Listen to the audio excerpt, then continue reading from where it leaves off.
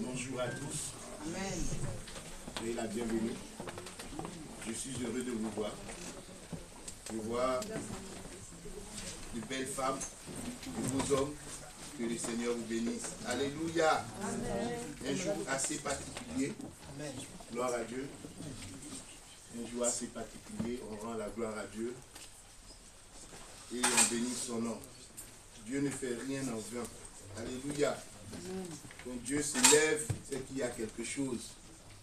Amen. Dieu vient toujours se manifester. Il n'est jamais en retard, il n'est jamais en avance. Mais il vient agir avec fidélité. Amen. Amen. Que le nom du Seigneur soit béni. Prenons tous ensemble le livre de la Genèse. Genèse chapitre 1. À partir du verset 27 jusqu'au verset 28. Pour le respect de la parole de Dieu, nous allons nous tenir debout, s'il vous plaît. J'aimerais que nous fassions la lecture dans deux versions. Dans la version Le Semeur et dans la version 8 secondes. Alléluia. Ceux qui ont la version Le Semeur peuvent faire la lecture, s'il vous plaît. Genèse chapitre 1 à partir du verset 27 au verset 28.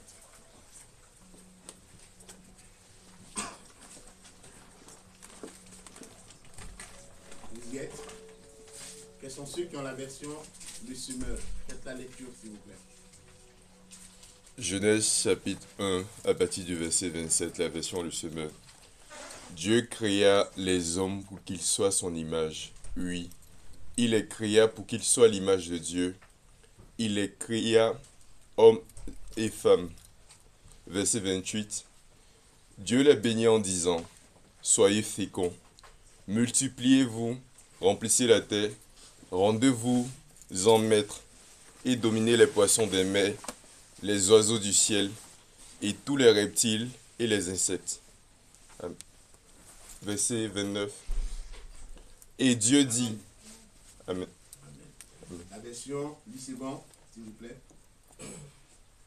Dieu créa l'homme à son image. Il le créa à l'image de Dieu. Il créa l'homme et la femme.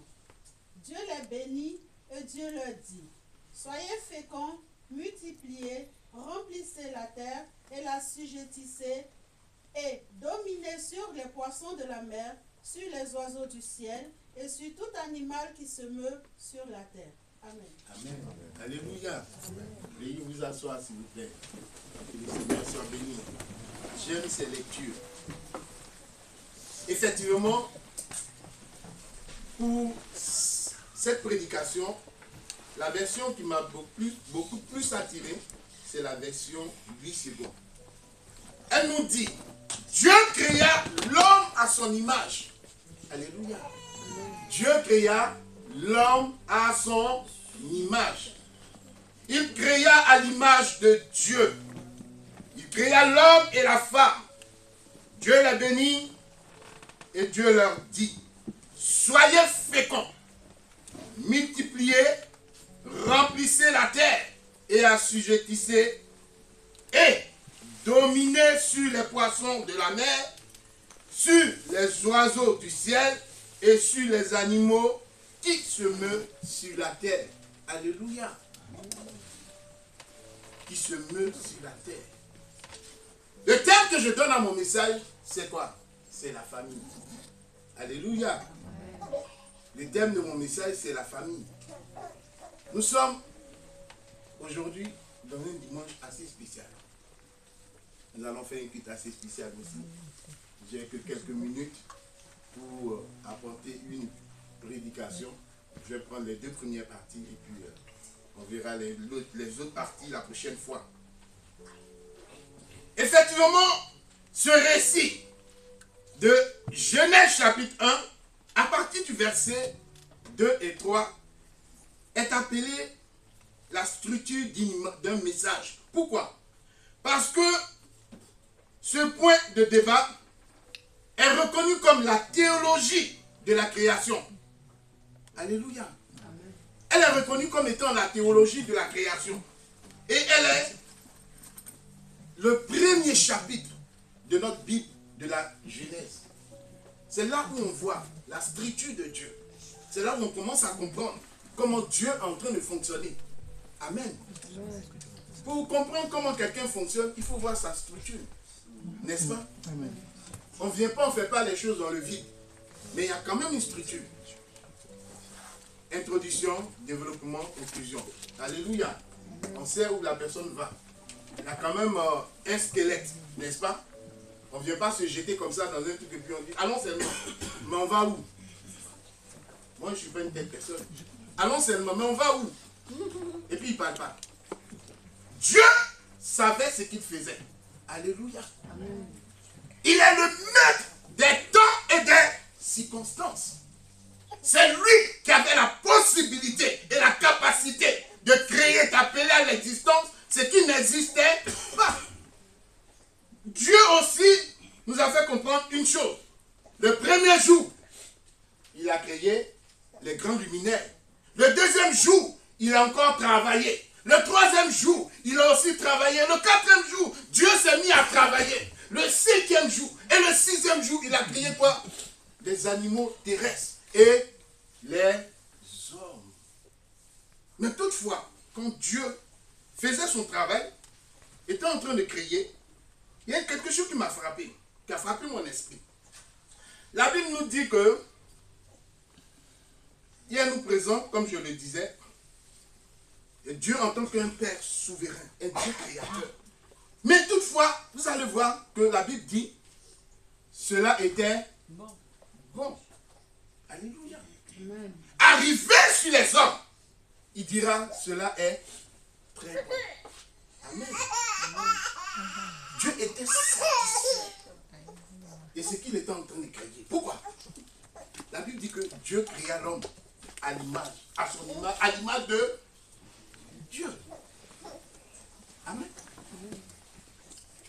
Dieu parle, les hommes parlent. Vous avez déjà entendu un animal parler? Qui a entendu un animal parler? Personne. Dieu s'exprime, les hommes s'expriment. Dieu pense, les hommes pensent. Dieu est amour, les hommes sont amour. C'est-à-dire que nous avons épousé une certaine capacité, je dirais quoi? Une certaine capacité de Dieu, mais il y a aussi une certaine quoi? Une certaine attitude de Dieu. Amen. Dieu nous a créés à son image. Mais nous a créés afin que nous soyons en quoi? En connexion avec lui. Le Créateur créa l'homme à son image. La possibilité que tu as d'être connecté à Dieu ne vient pas de toi. C'est parce qu'il a mis son esprit en toi. Alléluia. Amen. Dieu a mis son esprit en toi. La Bible dit qu'il souffla de son souffle.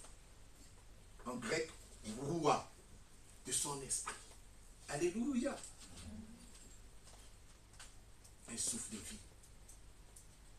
D'abord de son esprit que tu respires. Et ensuite, de son esprit, un souffle de vie qu'on appelle roua en grec. Mais ce que tu as ne t'appartient pas. Cela appartient à Dieu. Le jour où tu mourras, il reprendra ce qu'il a mis en toi. Alléluia. C'est un Dieu puissant. L'œuvre de la création nous fait comprendre qu'il y a quelqu'un qui existait bien avant que nous n'existions. Et c'est ce Père suprême. Dieu n'a pas créé seulement que l'homme. La Bible nous dit que Dieu créa l'homme, mais aussi Dieu créa la femme. J'ai tendance à entendre des fois des paroles qui, je dirais pas, qui me choquent quand même. C'est moi, je suis le chef de la famille. C'est moi. C'est toi et puis on a fait moi. Bon, ok. Tu es le chef.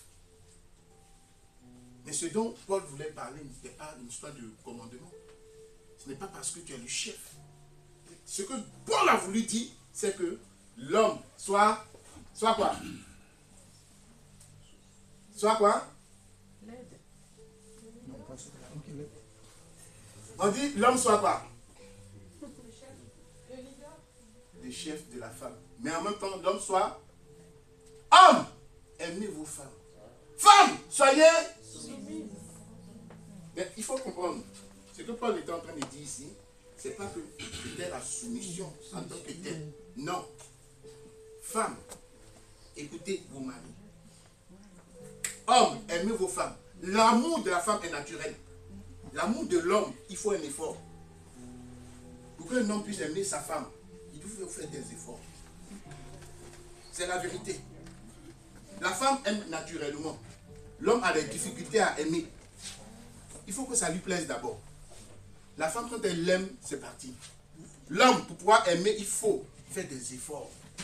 Quand on parle de la notion de soumission, on parle aussi de quoi? De la notion de respect. Alléluia. Amen. Une fois que la femme dégaine, elle a dégainé. Hein? Hein? Ou bien? C'est faux? Quand la femme dégaine, elle a dégainé. Si elle est fâchée, vous l'arrêtez, c'est pas une petite affaire. Hein? Les hommes mariés, là, c'est vrai, non? Hein? Mais l'homme aussi doit écouter la femme. La femme est l'aide de l'homme. La femme n'est pas l'esclave de l'homme. Quand Dieu dit aimez vos femmes, Dieu ne demande pas de prendre ta femme comme un esclave. L'œuvre de la soumission n'est pas de l'esclavage, non. Alléluia. Aime ta femme, dit la parole de Dieu. Femme, soyez soumise. Dans la soumission, il y a l'amour. Être sourd. Il n'a pas dit dominer vos femmes. On dit vous dominerez les. Vous dominerez les. Pourquoi toi tu veux mettre ta domination sur ta femme? Aïe, c'est quel problème? On n'a pas dit de dominer sa femme. On dit d'aimer sa femme. Alléluia. Dieu a des principes. Le principe de l'amour. Alléluia. Dieu veut que tu aimes. Toi, tu veux dominer. Ce n'est pas la même chose. Dieu te demande d'aimer ta femme. Mais en retour, il y a la notion du respect. De la même manière que tu respectes ta femme. Ma femme te respecte, tu dois aussi la respecter. J'ai été choqué de voir que le respect est dans un sens. La femme n'est pas un esclave. La femme n'est pas un objet.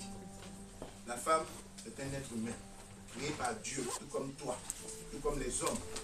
Il faut apprendre à respecter sa femme. Alléluia. Dieu aime le respect. Dieu aime l'amour. Alléluia. Ce que tu as reçu, c'est de dominer sur les animaux. Ce n'est pas de dominer sur ta femme. Amen. Que le nom du Seigneur soit béni. À chaque étape, comme je le disais, vous allez entendre, Dieu dit que cela était bon. Mais quand il s'agissait de l'homme, Dieu dit que cela était très bon. Parce que pour Dieu, c'était l'œuvre parfaite qui était là. Avant que le péché ne vienne corrompre l'homme était à l'image de Dieu. Alléluia. L'homme était à l'image de Dieu. Et si la Bible dira que le premier Adam est venu en ce monde, par le premier Adam, le péché est entré en ce monde, et par le second Adam, nous avons eu quoi? La rédemption. C'est-à-dire au travers de Jésus. Aujourd'hui, si tu as eu la rédemption, bénis le nom de l'Éternel. Amen. Amen, amen. Tu ne peux rien par toi-même. Certaines personnes, quand tu les vois, on dirait qu'ils ont déjà touché le ciel. Quand ils marchent, on dirait qu'ils ont déjà touché le ciel. Mon frère, tu n'as pas encore touché le ciel. Il faut redescendre. Que l'Esprit de Dieu nous aide. Oui, tous ont péché, dira la parole de l'Éternel, et sont privés de la gloire de Dieu. Au début de la création, nous étions à l'image de Dieu. Au travers du péché, nous avons perdu la face de Dieu. Nous ne sommes plus à l'image de Dieu. Mais par l'œuvre de la rédemption, nous sommes sanctifiés et justifiés au travers de Christ, au travers du sang de Christ. Alléluia. Jusqu'à être parfait à l'image de Christ. Tous les jours, nous sommes obligés de faire des efforts. Tous les jours, nous sommes appelés à faire quoi? À prier, à être connectés à Dieu. Afin d'être à l'image de Christ. Mais frère, si tu ne fais aucun effort, tu ne seras pas à l'image de Christ. Ton couple est appelé à être à l'image de Christ. Nous avons été créés à l'image de Dieu. Par le péché, nous avons perdu cette image. Par le péché, nous sommes tombés dans le débris, dans l'œuvre du péché. Et nous avons perdu cette présence. Que Dieu nous aide. Que l'Esprit de Dieu nous guide afin que la gloire revienne à Dieu. La création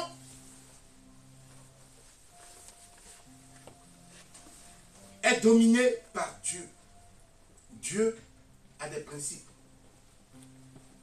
Et Dieu, le Créateur, comme je le disais au départ, est celui qui domine le temps, mais celui qui domine aussi les circonstances.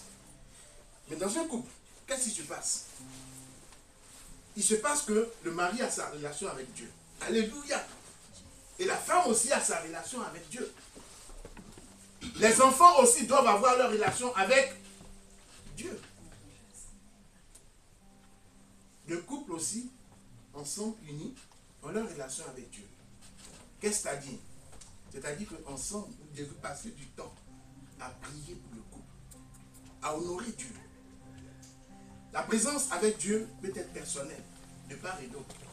Donc vous devez vous unir et prier Dieu, afin que vous ne soyez que quoi?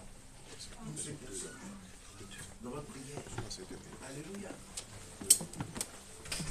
Amen.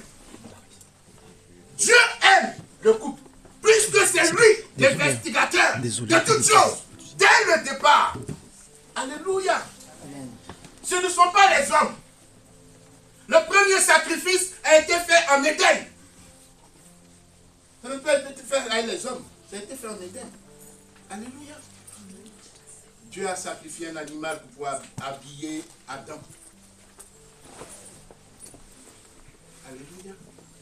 Dans la vérité rapprochée, comme on le dira, Dieu a sacrifié un animal. Il fit un habit à Adam au travers de la peau d'animal. Ce n'est pas avec les zèbres qu'il a fait l'habit d'Adam. C'est au travers des peaux d'un animal, des animaux. Alléluia. Mais Dieu est puissant. Amen. Ce que je veux vous faire comprendre au travers de la famille, c'est que ce Dieu qui est aussi redoutable et aussi puissant, est ce Dieu qui a imaginé. C'est ce Dieu qui a toute la capacité. Alléluia. Qui a toute la maîtrise. Alléluia. De pouvoir créer toutes choses. De pouvoir appeler. De pouvoir concevoir. Mais de pouvoir aussi maîtriser toutes choses. Quand nous sommes dans des problèmes, on oublie qu'il y a un Dieu créateur qui existe. Nous nous tournerons vers les marabouts, les féticheurs, les savants, les diseurs de bonne aventure. Nous nous souvenons qu'il y a eu un marabout qui a laissé sa petite adresse dans notre boîte aux lettres. Et nous allons chercher ça. Mais tu fais quoi avec ça? Ah! Si lui-même il était puissant, pourquoi il vit dans une cabane? S'il était puissant, pourquoi il vit à Châtelet dans une petite cabane? Tu fais quoi avec?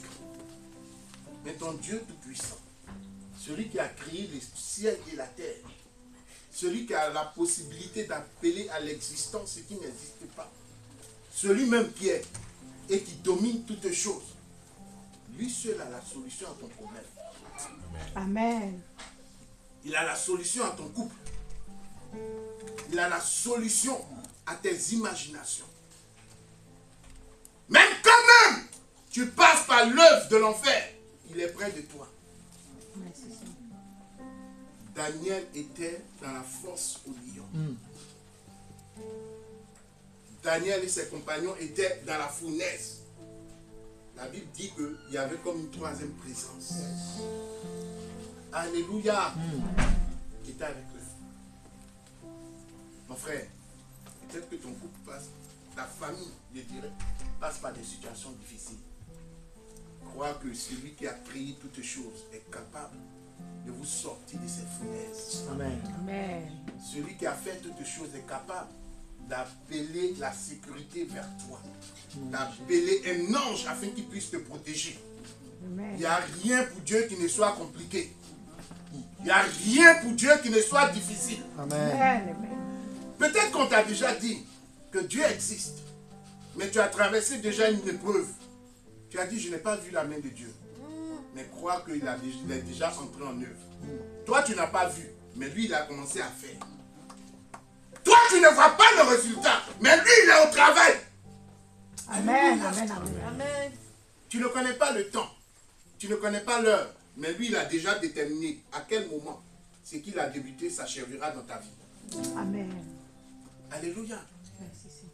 Beaucoup de personnes sont tombées dans le déclic sans même comprendre comment Dieu agissait.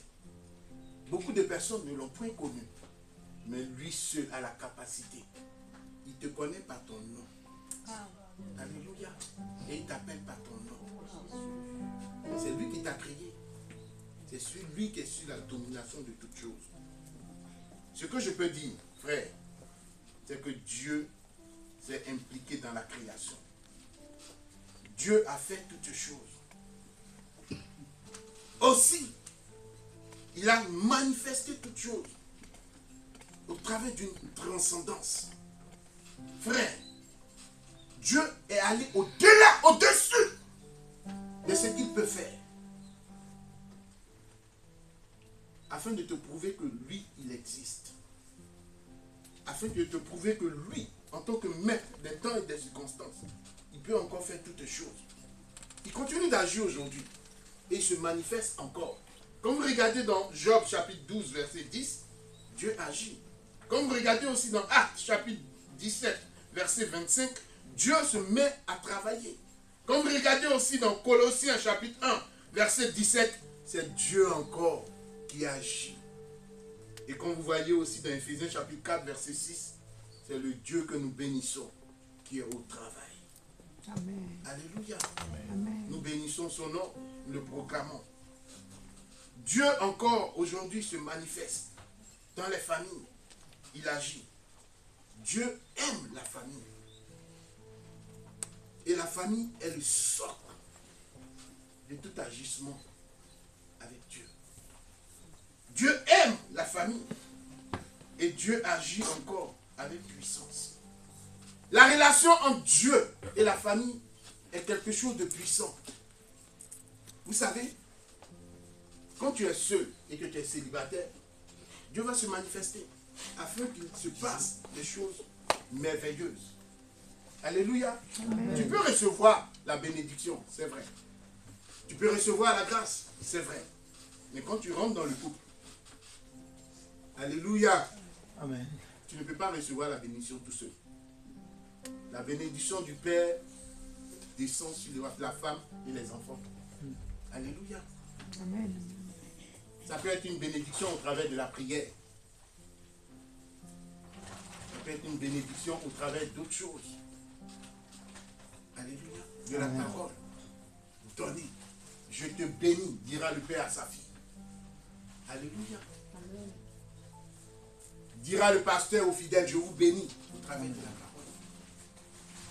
Mais la grâce, il y a la grâce commune et il y a la grâce individuelle.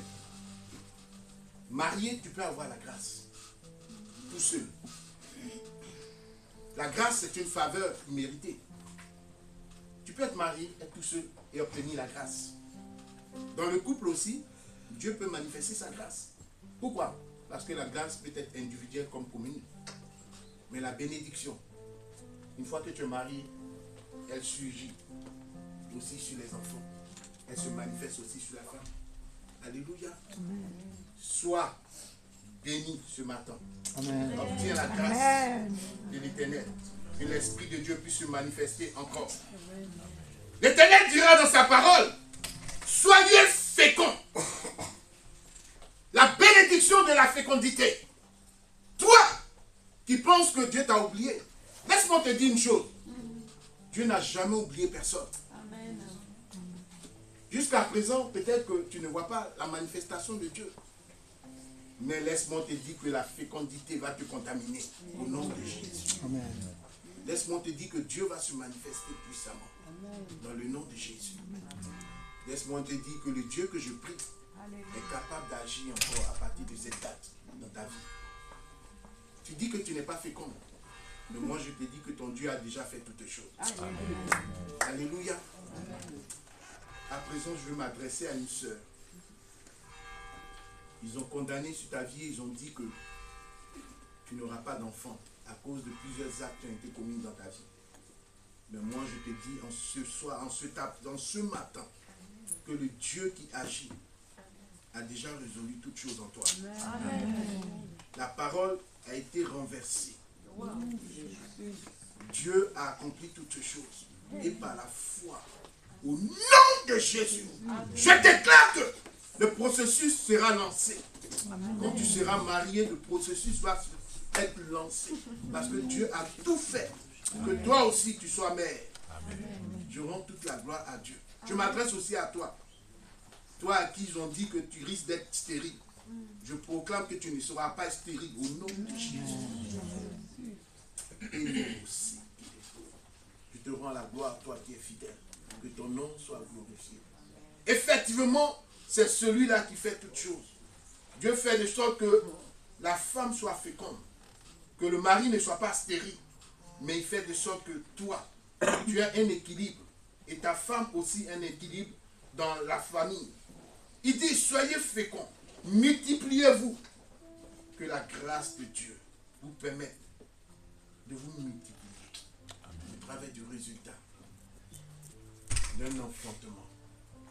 Que tout ce que vous toucherez se multiplie dans votre foyer. Amen. Que l'intelligence que Dieu vous donne soit multipliée. Que vous soyez les meilleurs en toutes choses. On dit que tout seul est fort, mais à deux on est plus fort. Que l'Esprit de Dieu vous vivifie. Que l'Esprit de Dieu se multiplie dans votre couple. Et que la grâce de l'Éternel vous soit acquise. Que toute œuvre diabolique qui avait apporté un blocage sur vos vies, lâche prise maintenant au nom de Jésus. Que toute circonstance spirituelle qui avait ouvert les portes afin que la bénédiction soit bloquée, je débloque cela maintenant au nom de Jésus. Que la bénédiction vous soit favorable au nom de Jésus. Que la grâce que tu attendais tombe maintenant dans ta vie au nom de Jésus. Que toute circonstance qui ne t'était pas favorable te soit maintenant favorable au nom de Jésus. Et que le nom du Seigneur soit béni.